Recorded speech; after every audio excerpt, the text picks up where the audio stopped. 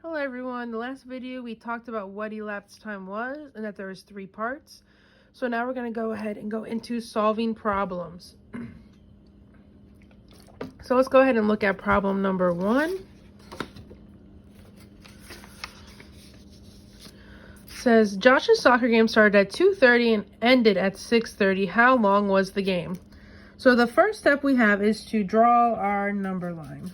So to draw your number line, you're just going to draw a number line. So we know that there's 3 parts. There's always going to be a start, an end, and an elapsed time. So we have to figure out which one is missing. So right now we know he started his game and he ended his game. So the start is always going to be at the front of the number line. So he started at 2:30. He ended at 6:30. And we're going to put a question mark on what we're missing. So we have the start and the end. Right now, we're just missing the elapsed time that goes above it. So we're going to go ahead and use our mountains to figure it out. So we're going to go ahead and write our number line from 2:30 to 6:30, which is pretty easy because it just goes up 1 hour each time. So we have 2:30, next comes 3:30,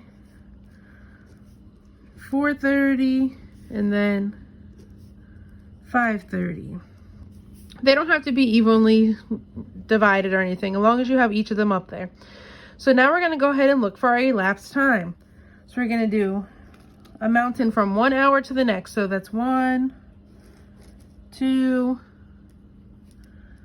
3, 4. Then we're just going to number each one. So we know that's 1 hour, 2 hours, 3 hours, and 4 hours. So from the start of his game to the end of his game, 4 hours was the elapsed time. That's how long his game was. Let's go ahead. That's an example when elapsed time is missing.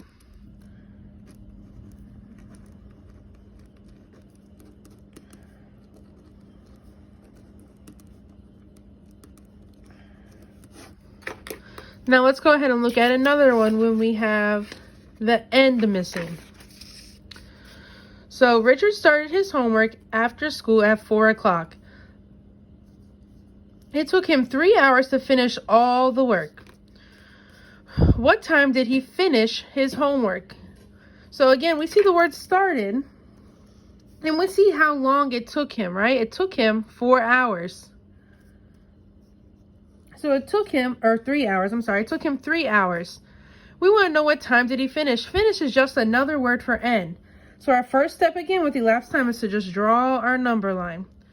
So we know he started at, start goes at the front, so he started at 4 o'clock.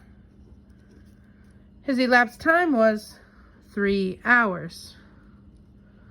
His end time, we do not have his end time, so I'm going to go ahead and put a question mark because we don't have his end time. So for the 3 hours, each mountain equals 1 hour. So I'm just going to go ahead and draw 3 mountains from here to here so I can number it afterwards. So I'm going to go 1, 2, 3. So that's 1 hour, 2 hour, 3 hours. Now I can go ahead and label the times on the number line. And those are just going to be where the mountains end. So if we just add 1 hour down the number line, 4 o'clock plus 1 hour is 5 o'clock, then 6 o'clock, 7 o'clock.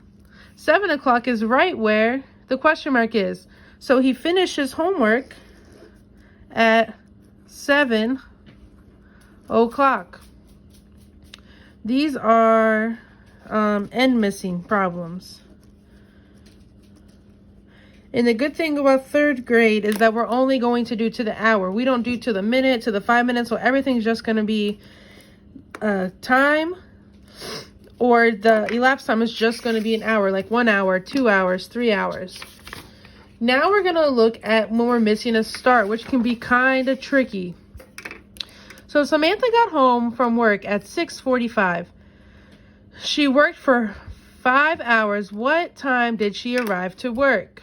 So arrive is another word for start. We know she got to work, or she got home from work, which means she got off. She ended her work at 6:45. She worked for 5 hours. My first step is to draw my number line again. So we're going to start at the end because that's when she got home. That's when she got off work, and we want to know how long she worked for. So she got home at 6:45. If you look, it tells us the elapsed time is 5 hours. So the time we're missing is our start time. The start time missing is kind of tricky because you got to remember when you're counting on the number line that we're going backwards. We're not going forward like we were the other time. So we're going to be going backwards when we start counting. So we have to draw 5 hour mountains. So 1, 2, 3, 4, 5. And now I just have to mark where I'm going to be putting my times. So we're not going to go forward. That's where a lot of students make mistakes. They would go 6:45 to 7:45. But we're going backwards on the number line. So we're going to subtract an hour. So 6:45 minus 1 hour would be 5:45. 5:45 would be 4:45. Then 3:45, 2:45, and then 1:45. So when we get to the question mark, all we have to do, we want to check. So we have 1, 2, 3, 4, 5. So we do have our 5 hours elapsed. When we get to the question mark, that's what time she went to work. So she went to work at 1:45. This is an example of the start time missing. So those are the 3 different types of elapsed time problems you will see. If you have any questions about how to solve one in the packet that they gave you, or if you just have a question in general about it, you can either comment on the video or you can just send me a message. That's all on elapsed time. Have a great day.